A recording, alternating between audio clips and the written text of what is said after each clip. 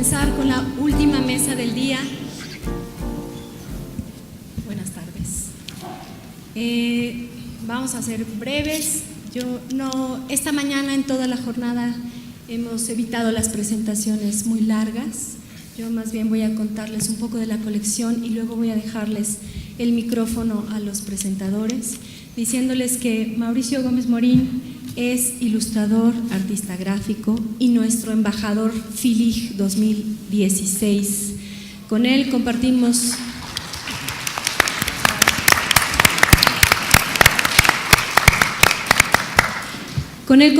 muchas experiencias, muchas actividades. Trabajó arduamente y una de ellas fue el Seminario Internacional de Ilustración. Ese Seminario Internacional de Ilustración se tituló Los Nuevos Rupestres. El seminario se convirtió en libro y eso es lo que hoy venimos a presentarles. Ahora les cuento un poquito más de los libros. Andrea Fuentes Silva es editora, escritora. Ella nos acompañó en el Seminario de Ilustración. Debatió con Gabriel Pacheco si existía o no el libro álbum, si existía o no el ilustrador. Fue realmente un seminario muy importante, muy interesante y esto quedó en el libro. Y Adolfo, de quien ya me debería de haber aprendido su reseña curricular, porque me toca presentarlo varias veces, les cuento que en 2015 Adolfo fue uno de los participantes del Seminario Internacional de Fomento a la Lectura. En ese entonces, en el 2015, el tema fue la familia y el tema de la ponencia de Adolfo fue la familia en la literatura infantil y juvenil, y eso también se hizo libro. Por eso ahora lo tenemos aquí, Adolfo, investigador, escritor, gracias por acompañarnos hoy también. Esta colección de lecturas sobre lecturas la creó Imelda Martorell en los 90s y luego con Karen Koeman en el 2015 decidimos recuperarla. Era mejor que ustedes se llevaran libros en vez de memorias. Por eso hoy en su bolsa tienen estos 3 títulos: La familia en la literatura infantil, Amar los libros, que es la ponencia de Mariot Muray y Donald Strock, también del seminario 2015, y del 2016, Un mundo abierto, cultura y primera infancia, de María Emilia López, y Los nuevos rupestres o la ilustración en la era digital. Por eso quisimos presentarla en este espacio y no una presentación para un público general. Ustedes se llevan estos libros, ustedes los gozan, esperamos que a ustedes les sirvan mucho y quisimos venírselos a contar aquí al seminario. Así que sin más voy a dejarle el micrófono a Mauricio Gómez Morín para que nos cuente un poquito más de toda la actividad que hizo en el 2016 como embajador FILIG y en específico del libro Los nuevos rupestres que tienen ahora en sus manos. Gracias, Paula. Muy buenas tardes a todos. Después de esta larga jornada, pues me parece que la brevedad va a ser un bonito premio. Pues fue básicamente la idea el año pasado fue retomar un seminario de ilustración, un seminario internacional de ilustración que se hizo en el 2005 en lo que entonces empezaba apenas a hacer el proyecto de casa del Centro de las Artes de San Agustín Etla en Oaxaca. Apenas empezaba porque ni siquiera estaba concluida la remodelación del edificio. Estábamos entre sacos de arena y ahí en ese bonito ambiente se organizó el seminario, muy concurrido, muy importante, y pues el año pasado nos parecía que era importante volver a darle continuidad y hacer un segundo seminario. Yo quisiera pues leer una parte de la presentación que escribí para el libro. El libro reúne algunas de las ponencias. Desgraciadamente no pudimos tener todas las ponencias, fueron 10 participantes, ahorita voy a decir sus nombres. Reunimos en esta publicación algunas de esas ponencias, son 5 de las 10, pero nos pareció muy valioso pues que quedaran reunidas, ¿no? Este es el segundo libro en esta fantástica colección de lecturas o lecturas en la que participo, pues siempre desde la óptica de mi oficio, que es el de ser un garabujador. Y bueno, pues voy a leer un poco la presentación que da cuenta de esta historia, y dice así. Bueno, como bien lo dijo Paola, titulamos el seminario del año pasado como Los nuevos rupestres o la ilustración en la era digital. Y dice: la presente publicación reúne algunas de las 10 ponencias presentadas en el segundo Seminario Internacional de Ilustración 2016, Los nuevos rupestres, la ilustración en la era digital, retos, cismas y nuevos paradigmas, dentro del marco de la FILIG número 36, la que fui honrosamente embajador. Además del cometido primordial de representar ni más ni menos que a la literatura infantil y juvenil de México, me planteé hacer algo en especial por mi gremio, el de los ilustres ilustradores. Así, dentro del programa de trabajo me propuse al comité del embajador la organización del mencionado seminario, gracias al entusiasta y decidido apoyo de Marina Núñez Vespalova, responsable de la Dirección General de Publicaciones, y de Paola Morán Leiva, directora de la FILIG, y de su fantástico equipo. Ese barco llegó a buen puerto en el hospitalario y maravilloso recinto del Centro de las Artes de San Agustín Etla, Oaxaca.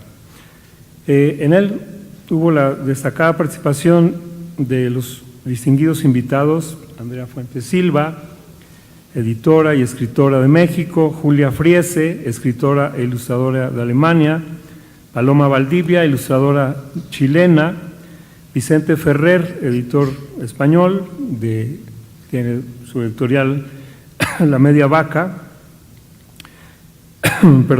Fanuel Hanan, escritor y crítico venezolano; Satoshi Kitamura, escritor e ilustrador japonés; Gabriel Pacheco, ilustrador mexicano; Diego Bianchi, editor, escritor e ilustrador argentino, con su editorial también El Pequeño Editor; y Fabricio Van der Broek, ilustrador mexicano.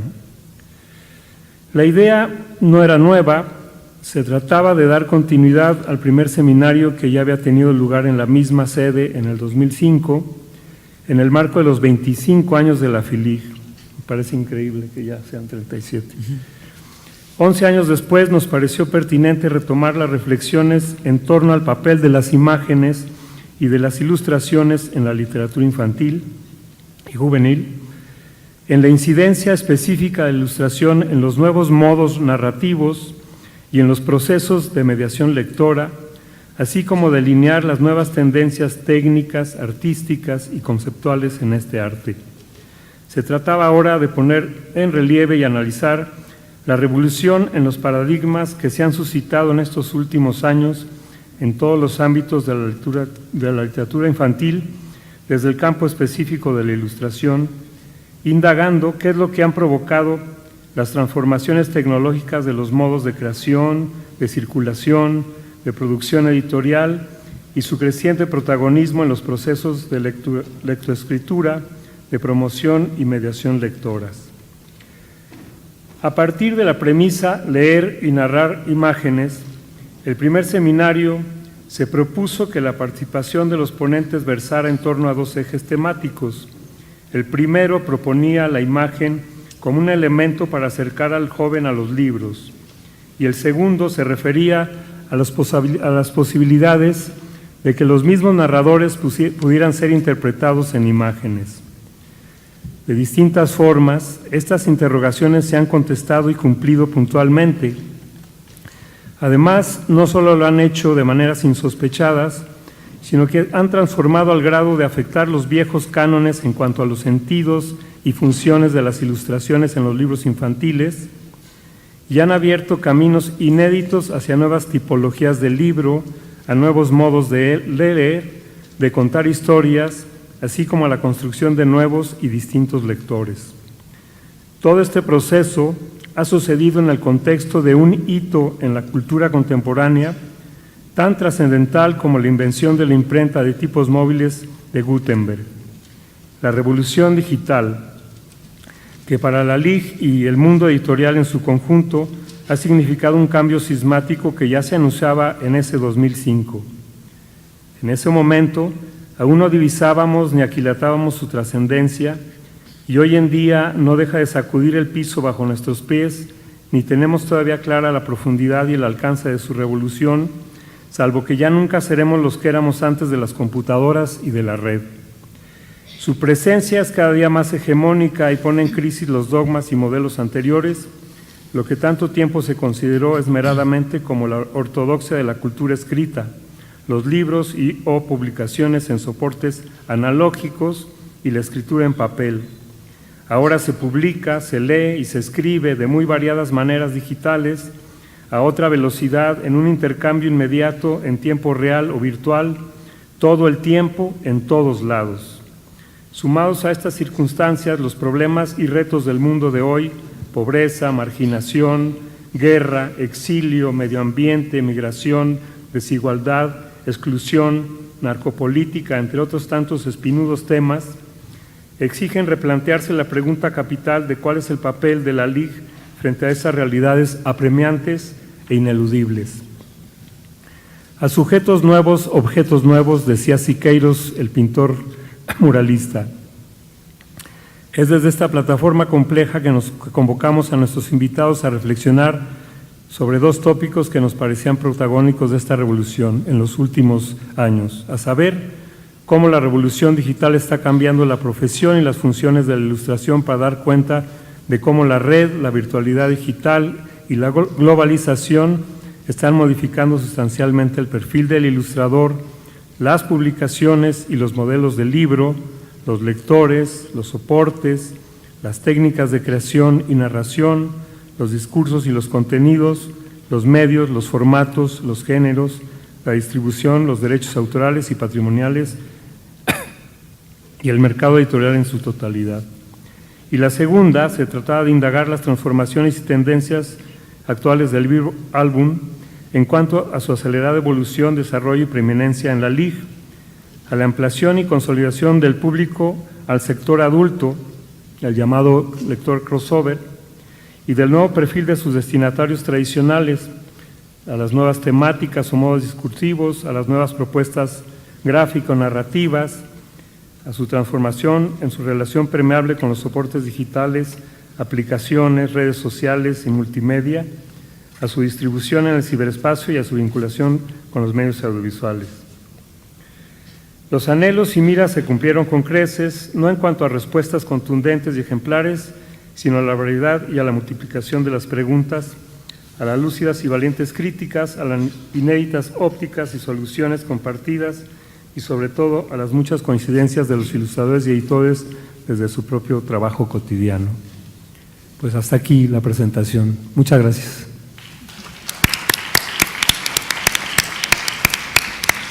Pues si Mauricio fue el artífice del seminario, podemos decir que Andrea lo fue del libro, porque en cuanto acabó el seminario recibimos un texto de 24 cuartillas, revisado con bibliografía y una autora diciendo cuándo se publica. Entonces nos dimos a la tarea de si ella había cumplido, pues nosotros también.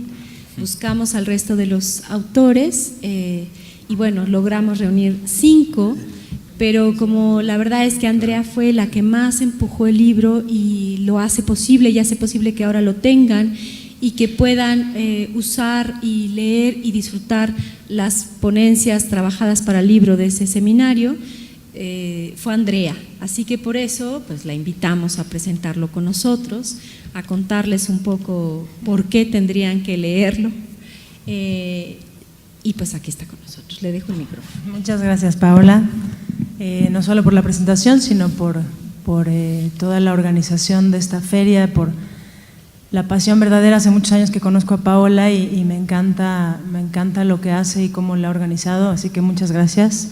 Muchas gracias a Marina Núñez, por supuesto, quien ha apoyado todo esto. Es curioso estar en esta mesa. Ahora, se me acaba de ocurrir ahora esto de esta especie de, no voy a ser estricta con las edades, pero creo que más o menos corresponden a esta suerte a partir de Mauricio, yo y Adolfo, como somos 3 generaciones, ¿no? Sí. Mauricio ha sido uno de mis maestros fundamentales como editora y como persona en la vida, y a mí me tocó ser maestra de Adolfo también. No sé si ha sido fundamental para él o no, pero eso ya lo dije. Fue mi primera maestra de cualquier cosa del hijo, o sea que sí, yo creo que sí fue fundamental. Entonces es como interesante también estar en esa mesa desde ese lugar, ¿no?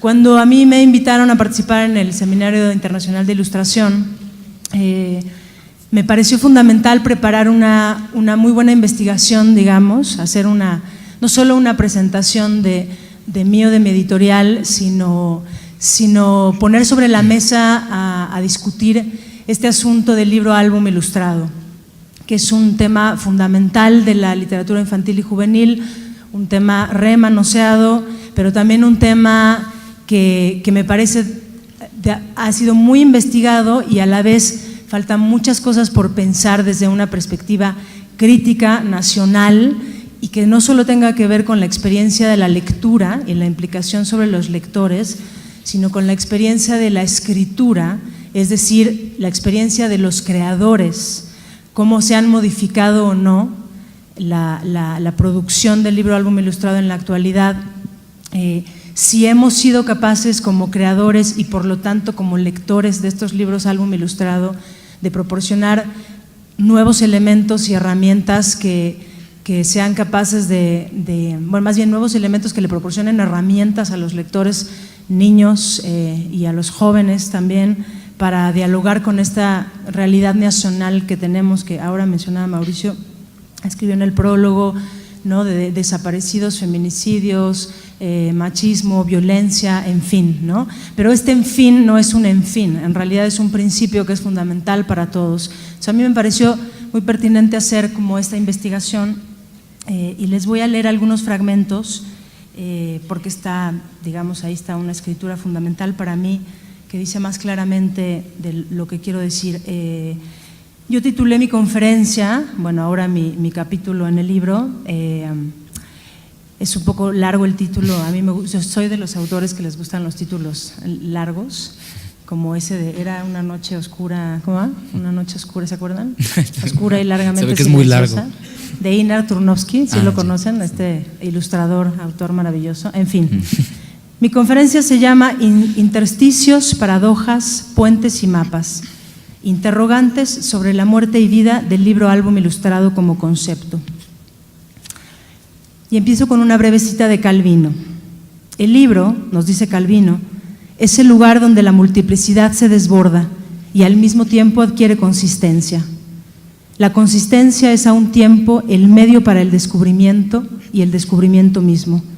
Se trata de un admirable designio, ejemplo y puesta en práctica de la reciprocidad de apropiación.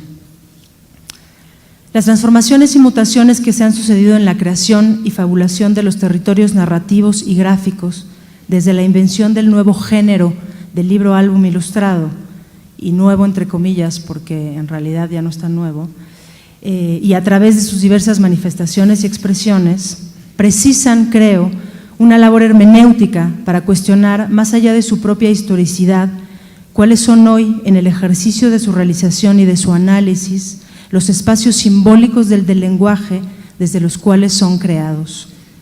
¿Cuál es la dimensión y extensión de los estudios y observación de los mismos?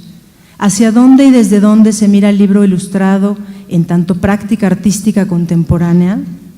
¿Cuáles son las nuevas apropiaciones de sentido que se reflejan en su producción actual?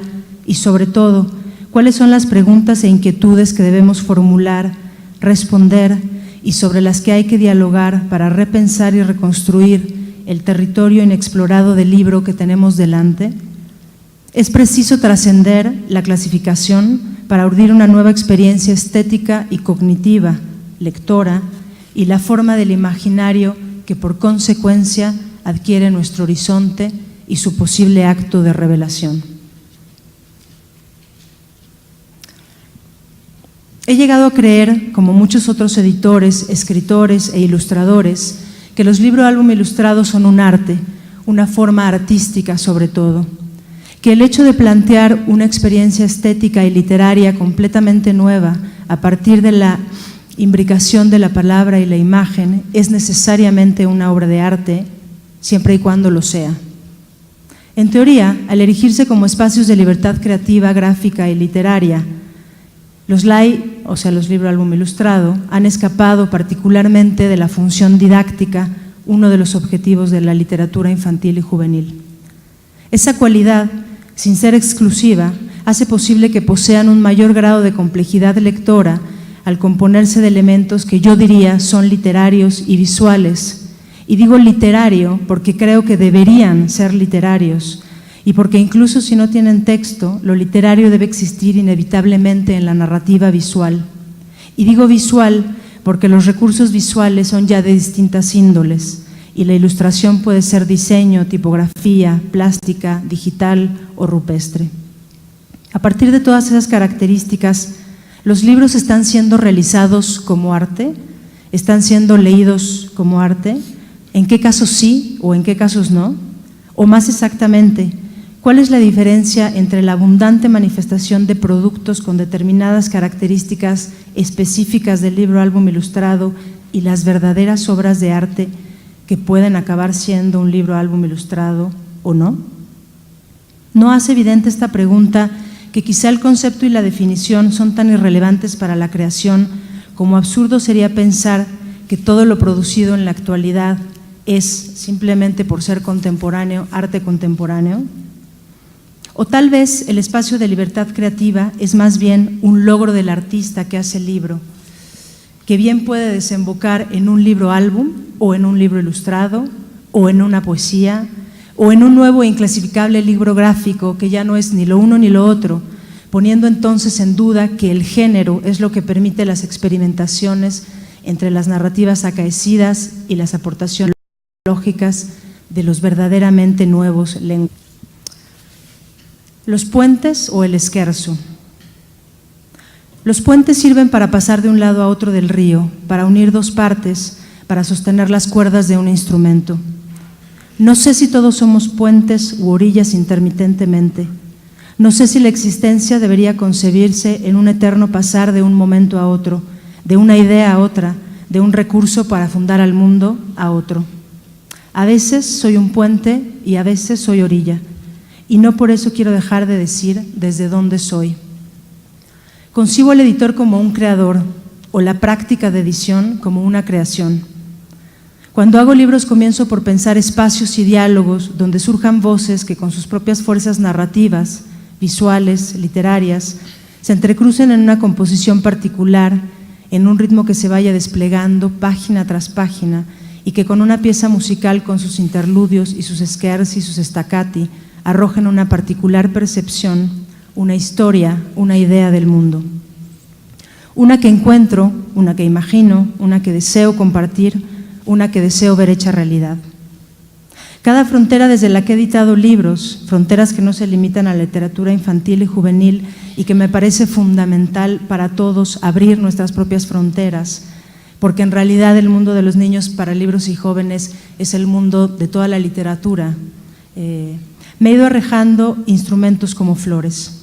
Estos me sirven para pensar y hacer nuevos libros, nombrar colecciones, pensando en juegos de palabras, retomando ensayos y poesías de autores queridos, convocando en el imaginario una forma de ver el mundo, construyendo diálogos con autores, ilustradores y diseñadores que no salen a la luz ni nadie ve, pero quizás sí, quizás los mediadores saben leer y ver y compartir y dialogar con sus lectores. He ido pasando a lo largo del tiempo de hacer los libros que alguien más me ha pedido hacer a los libros que he elegido, a sabiendas del enorme privilegio que es ser parte de la dimensión y la posibilidad creativa. Y sí, la invención de un catálogo tiene la maravilla de constatarse como un acto colectivo. Y sí, es preciso dar voz, su voz, a nuevos escritores y nuevos creadores que hoy pasean por el universo con su libro bajo el brazo, pero sobre todo dando libros a distintos brazos. Creo cada vez más en una construcción comunitaria. Inventar un libro, uno solo, el único y el último, creo que debería ser así, como el amor, uno que acoja una idea en un objeto que al ser creado redimensione esa idea, uno que arroje una particular visualización libresca de lo que las imágenes desplegarán en el espacio libro, uno donde el ritmo que ambas interpreta el lector sublime. Un acto de atenta escucha es lo que hay que generar y hacer. Uno que precisa también alejarse y tomar distancia, volcarse un poco en la teoría, recorrer con las yemas de los dedos interminables texturas de libros y leer como en borracheras interminables los libros que uno va encontrando y buscando por el camino. Pensar siempre en la lectura y la escritura, en la creación, como un acto de atenta escucha. Y para terminar voy a leer este otro fragmento que se llama Los mapas. Hacer el mapa y no la copia. Si el mapa se opone a la copia, es precisamente porque está orientado hacia una experimentación que actúa sobre lo real.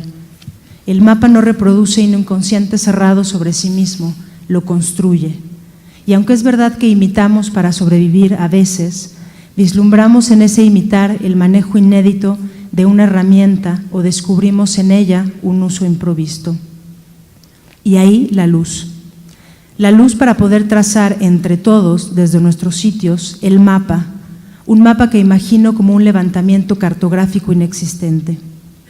Trazar el mapa creyéndonos únicos y haciendo de cada quehacer un lenguaje propio que mira a su tiempo, al quehacer de su tiempo, que cavile sobre las nuevas filosofías de nuestro presente, no solo de la identidad, sino de la sociedad, que vuelva la mirada sobre nuestros orígenes desde la conciencia de su múltiple entramado indisociable, desde la conciencia de sus representaciones y por lo tanto de nuestras elaboraciones artísticas, desde la necesidad de reconstruir un imaginario prototipo que abarque en su mirada otros desconocidos y atrevidos referentes, que incorpore los nuevos lenguajes, que amplíe y extienda nuestras posibilidades poéticas, reinventando el territorio, creando nuevas redes de sentido.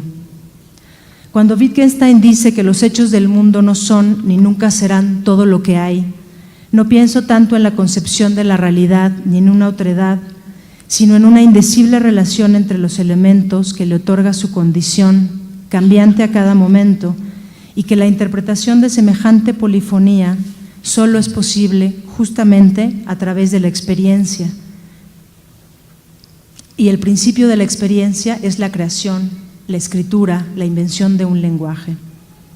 Ese mapa de la creación es un mapa donde se imbrican y entrecruzan, a partir de conceptos, ideas y reflexiones sobre el mundo, los territorios de la ilustración, la escritura, la edición, y su consecuencia es la lectura. Y me parece que al haber estado reunidos en ese seminario internacional de ilustración entre colegas de todo el mundo y también al estar aquí hoy con todos ustedes, intercambiando quehaceres e ideas, estamos ya construyendo entre todos ese mapa y que debemos responsabilizarnos de construir ese mapa también. Una suerte de surco que se ocupa de crear y de trazar sus propios códigos estéticos y literarios, que voltea la vista hacia el interior, rascando en los subsuelos de cada ser un haber creador de donde surja el aliento, un haber creador que ignore toda dimensión didáctica como fin, aunque la acabe teniendo por consecuencia, que voltee la vista hacia afuera también para advertir lo que sucede en el espacio que se habita, las problemáticas vitales que en este suceden, las privadas, pero también las públicas, que voltee hacia el ayer, tomando de los maestros fundadores ciertas voces como melodías que resuenen, pero sobre todo apartándose de ellos, porque este mundo ya no es lo que era y la mirada estética tampoco es lo que era y los discursos visuales ahora múltiples deben ser nómadas del sentido. Pensar esa multiplicidad como una operación que consista en desplegar un lugar, un aquí, que reciba y sostenga una escritura, fragmentos que se reagrupen y busquen constituir una figura, un núcleo de significados, urdiendo así la nueva experiencia estética y cognitiva. Si es cierto que el mundo fue hecho para terminar en un libro, como decía Mallarmé, hagamos de él un poema objeto, un poema signo. Puede haber muchas maneras de decir, puede haber muchas maneras de leer, pero hay que tener algo honesto que decir y conocer el lenguaje para decirlo, para evitar hacer así un libro más o leer así un libro más y hacer más bien un nuevo libro o una nueva lectura que sea la diferencia. Iván Illich, al hablar de la simbología del libro en sus albores, decía que la naturaleza no solo es como un libro, que la naturaleza misma es un libro y que el libro hecho por el hombre es su análogo, una imagen del universo, pero también una pintura y una partitura. Leer el libro hecho por el hombre es un acto en el que se ayuda a dar a luz. La lectura, cualquier acto de lectura cifrado por un libro cualquiera en una biblioteca cualquiera, lejos de ser un acto de abstracción, es un acto de encarnación. Así lo sea siempre la escritura y la creación, y que sea eso lo que buscamos todos nosotros, el pueblo de los hacedores del libro, y no un concepto que es en realidad una constante construcción. Gracias.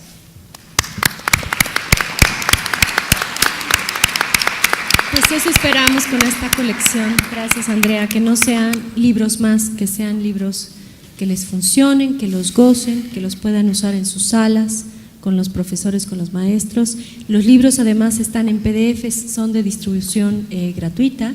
Y antes de pasarle la palabra a Adolfo, que puede hacer, que trae seguramente otro libro bajo la manga, y como Andrea hablaba de la organización, quiero hacer un mea culpa chiquitito hablando de la organización de este seminario.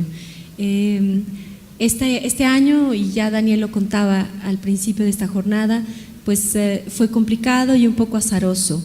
Las condiciones y después del 19 de septiembre hicieron que paráramos aquí en la Biblioteca Vasconcelos, que nos ha acogido fantásticamente, ¿no? Y gracias a Daniel.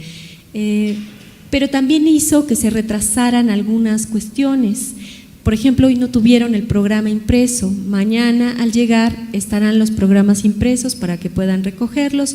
Ahí estarán las semblanzas de todos los ponentes y por supuesto, además del día de hoy que les pasamos esta hojita para que ustedes tuvieran pues una brújula de lo que iba sucediendo, lo que sucederá martes y miércoles. Así también llegó hoy, calientito de la imprenta Los Nuevos Rupestres, espero que todos lo tengan. A quien le haya faltado lo puede tomar de la mesa que está afuera. Y bueno, hasta aquí de mea culpa. Y ahora sí, los dejo con Adolfo. No te preocupes, yo ayer estuve en Oaxaca presentando un libro invisible porque no estuvo a tiempo, entonces podía ser peor, por lo menos aquí está ya el libro de Mauricio. Y bueno, buenas tardes a todos, hola, estoy muy contento de estar aquí, de ver a esta familia imaginada que hace 2 años, y gracias Paola por la invitación de regresar un texto, es un ejercicio bien interesante y efectivamente, como decía Andrea, también es doblemente motivo de estar aquí porque ella fue mi primera maestra de literatura infantil y juvenil, y a escuchar tu texto tan poético me hace entender de dónde he sacado algunas de las ideas que andan por ahí rondando alrededor de construir un mapa juntos, imaginar una familia juntos con respecto a la LIG. Y Mauricio, que pues en la vanguardia de la literatura infantil y juvenil, así en la vanguard, ha ido abriendo el camino para nosotros. Bueno, pues regresar a la familia imaginada, muchos de ustedes a lo mejor se acuerdan, estaban ahí, leyeron el texto. Fue una experiencia como doble, como un espejo, porque yo también estaba regresando a México después de estar casi 6 meses fuera, y en ese regresar a casa y releer, y además regresar a la Biblioteca Vasconcelos, que también es mi casa, y releer este texto me hizo tachonearlo todo, entrar así como ya diciendo, aquí tendría que haber sido, así como veía que Andrea iba agregando cositas y eso mientras… Les pasamos el PDF corregido. Exacto. No, pero se mantiene. Quedó muy bien el libro, gracias. Pero uno ya no es el mismo cuando regresa a leer los textos, y sobre todo el tiempo fuera me dio otra perspectiva sobre esto mismo. Y algo sobre lo que no ahondé tanto en este ensayo es en qué pasa después del regreso a casa. Y me gustaría, lo breve que voy a comentarles, dividirlo en 3 partes, muy breves, tranquilos, son como los actos de los chistes, así, el primer acto, segundo acto, tercer acto.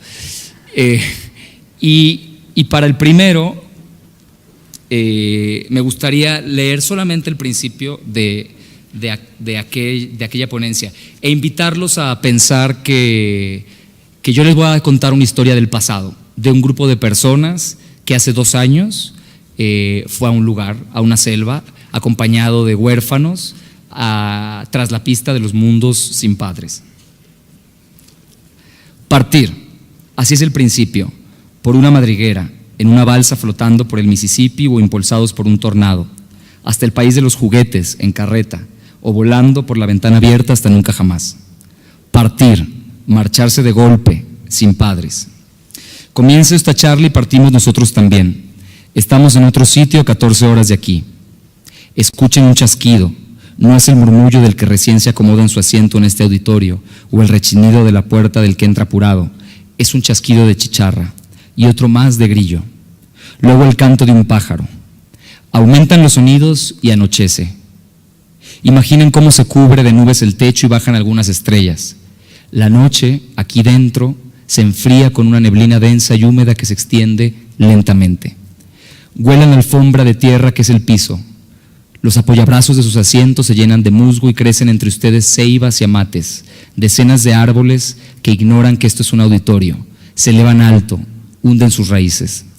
No estamos donde viven los monstruos de Max. Nos hemos trasladado a una selva de la Sierra de Santa Marta en Veracruz.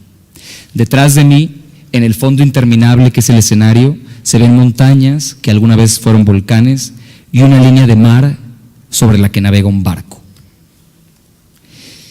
Y pensé que en ese barco estamos hoy nosotros, que ya estábamos entonces a la distancia en esta historia. Y ese barco era, sin saberlo, la promesa de reencontrarnos, de regresar a este sitio. Ese creo que es el verdadero deseo de la mayoría de los huérfanos, volver a casa. Se van, vagan, la pasan bien, hacen nuevas familias, todo esto de lo que hablaba en esta ponencia, pero al final quieren volver. Dorothy, después de que construye con el espantapájaros, el hombre de hojalata, el león, esa familia vence a la bruja y vive todas esas aventuras, regresa con sus tíos. Huckleberry Finn, cuando escapa y tiene que escapar de su padre, fingir su muerte y toda esta historia terrible para poder encontrarse, crecer, todo esto, también regresa después con Tom Sawyer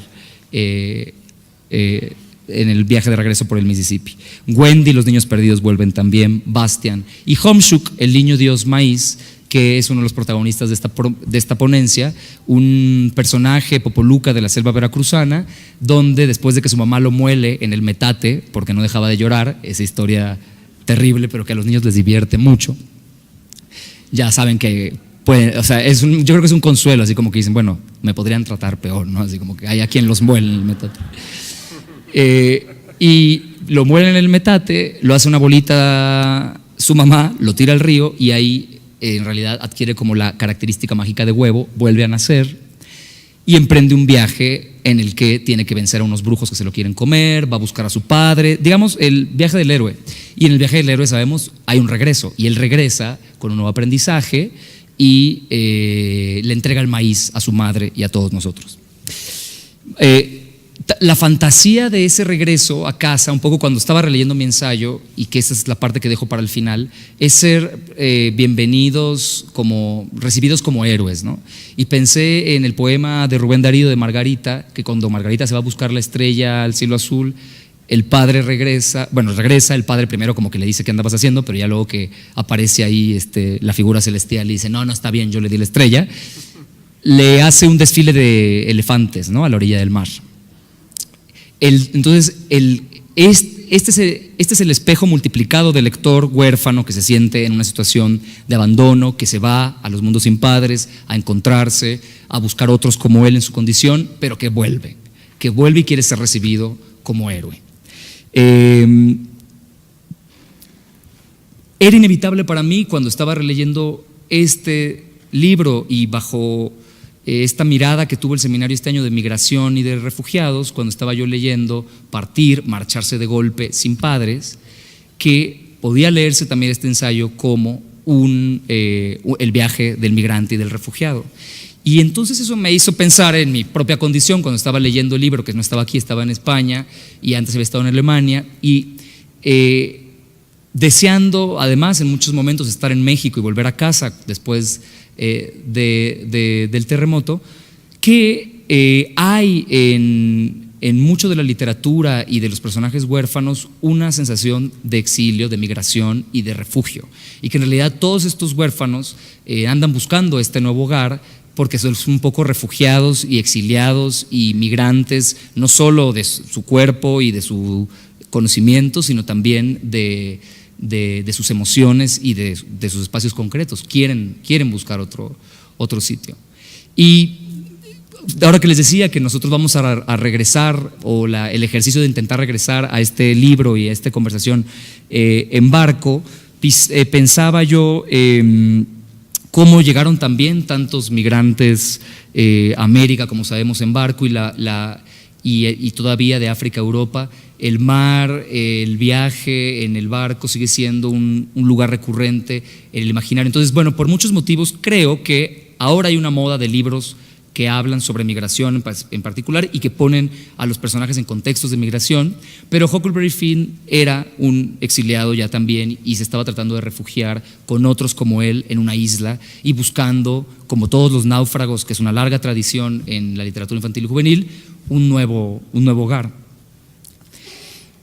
Y pensando en todo esto, me parecía, si no eran los niños y las niñas siempre como extranjeros, ¿no? de nuestra perspectiva y desde nuestra mirada, y que la historia de la literatura infantil y juvenil tal vez haya sido volverlos menos extranjeros, ¿no? Ha sido ese tránsito que conocemos de intentar hacerlos menos ajenos, reconocerlos como sujetos, hacer libros que les hablen, que les signifiquen, pero en esta búsqueda de hacer libros para ellos que resuenen en sus yos migrantes, refugiados, huérfanos, exiliados, creo que a veces también hemos perdido de vista que siguen siendo un territorio medio indescifrable o bastante, y un misterio, y es común encontrar libros que desesperadamente quieren hablarles y decirles cómo se van a divertir con esta historia, y creen que ya los conocen y que los dominan, y me parece que pierden un poco esta parte de extranjero. Entonces, cuando estaba preguntándome en esto de si los niños no son siempre extranjeros, en la biblioteca de Cepli en Cuenca, veía yo cómo llegaban niños a buscar libros, y me parecía que en nuestra necesidad de hacerlos menos extranjeros, más cercanos, había una búsqueda medio imposible, y que si no sería mejor intentar dejarlos en ese espacio, ¿no? O sea, intentar adivinarles menos el pensamiento y permitirles ser extranjeros, y en todo caso transitar con ellos observándolos, ¿no? O por lo menos yo, que estaba dudando de lo que escribí aquí y que estaba hoy dudando ahorita mismo de lo que estoy diciendo, me preguntaba eso, ¿no? Si en esta historia de hacer apto para niños un texto y esta compleja tensión entre lo que un niño lo que creemos que un niño va a entender y lo que puede entender, había que dejar un espacio para, me parece, lo indescifrable, ¿no? Como que me parecía que al ver que es inalcanzable en realidad esta construcción de un mundo imaginado con los niños, estaba bueno tomar cierta distancia y verlos desde afuera y permitir que el misterio siguiera. Este ya fue el segundo acto de mi participación, el tema de la migración. Y el tercero es que, bueno, también allá en donde estuve volví a hacer algunos ejercicios, como el que contaba en este ensayo del El higo más dulce de Chris Van Allsburg, de leer este libro y decirle a los niños después que si tuvieran 2 higos, que les gustaría soñar para que se volviera realidad, como le pasa al personaje de esta historia. Y en el ensayo contaba que había un niño que había deseado destruir a todo el universo, incluidos sus papás, y lo aclaraba. Sí, la verdad es que es necesaria ese distanciamiento para que haya aventura, ¿no? Ya lo veo también, lo reviso ahí un poco en el ensayo, cómo los huérfanos les estorban los padres, ¿no? Para la aventura y al héroe en general. Pero en Cuenca ya también me di cuenta cómo volví a ver ese tipo de deseos de exterminio, ¿no? Así, niños que inventaban personajes que acababan con todos los habitantes del planeta, niños que más bien que a través de un personaje literario, como por ejemplo había uno, me acuerdo, que inventó una víbora, y esta víbora, su misión era matar a todos los humanos, ¿no? Así como... Y esto, que suena así como un poco aterrador, me parece que es bueno, por supuesto, permitirlo, ya lo sabemos, y que habla de esta necesidad de quemar las naves, de destruirlo un poco todo y de tener libertad y espacio para vivir el viaje, la aventura, y en todo caso después volver a casa. Pero en ese volver a casa, y si es que la literatura infantil y juvenil puede ser como una especie de revancha muchas veces para los niños, de revancha incluso así cosmológica, porque cosmogónica. ¿Cómo es, maestra? ¿Cosmogónica? Bueno, depende de qué me quieras decir. Ahora voy. Pensaba yo en otra cosa, que es que en la mitología judio-cristiana Dios no creó al hombre, al niño, creó al hombre, ¿no? No creó a la niña y al niño, sino creó directo al hombre, y muchas de las mitologías crean primero siempre al hombre, y los niños tienen que pasar por un tránsito muy largo para existir, y siempre es la mirada adulta en el centro la que define al niño. Entonces creo que mucho de esto que sucede con los libros que a ellos les importan es que hay una especie de revancha donde ellos pueden dejar todo atrás, reinventarse y ser, pues, pequeños dioses de sí mismos, ¿no? Crearse a través de la literatura. Y para terminar, en ese regreso a casa, después que ya se recrearon y son más grandes y maduraron y se convirtieron en héroes, en realidad me di cuenta al terminar de leer la ponencia que el regreso es siempre temporal, que cuando Dorothy vuelve después de esta aventura en Oz, no lo sabemos, pero Baum escribió, muchos lo desconocemos, una saga muy larga, porque Dorothy quiere volver a Oz y vuelve 13 veces. Hay 13 libros más del Mago de Oz. Y también le pasa a Frodo, que cuando después de ese viaje y regresa a casa, a la comarca, ya no es el mismo y se quiere ir también. Entonces, creo que la parte que no conté del ensayo, que está ahí, que sigue en construcción con todas estas nuevas reflexiones que yo he estado pensando, es que esa búsqueda de un hogar que le sucede a los niños, esa reinvención que le sucede a los lectores, niños y niñas, al refugiado que tiene que reinventarse una casa, es siempre temporal y es siempre interminable el llamado de la aventura, por lo menos así lo vi. Y también un poco esto lo ligo con la invitación a que veamos a los lectores, niños y niñas, como estos personajes que están a punto de irse siempre, una y otra vez, y a los que no conocemos realmente, ¿no? Que por más que esta sea la 37 Feria del Libro Infantil y Juvenil y haya habido ya muchos seminarios, siguen siendo y sigue habiendo ahí como un terreno indescifrable en el que podemos imaginar juntos una familia con ellos, pero al final siempre, esto es un poco terrible acabar así, nos van a abandonar, van a dejar ese hogar seguro y van a buscar otra vez ponerse en riesgo. Y creo que es importante ser consensible de eso y darles libros que los inviten a irse siempre pues tras la búsqueda de ellos mismos. Muchas gracias. ¿Se entendió algo? Pues muchas gracias, Adolfo. Lo bueno es que esos niños se van, crecen y llegan otros, así que habrá Philip para rato, o eso esperamos. Mientras, pues muy buenas noches, nos vemos mañana para el segundo día de jornada. Muchas gracias. Gracias, buenas noches. Gracias. Buenas noches.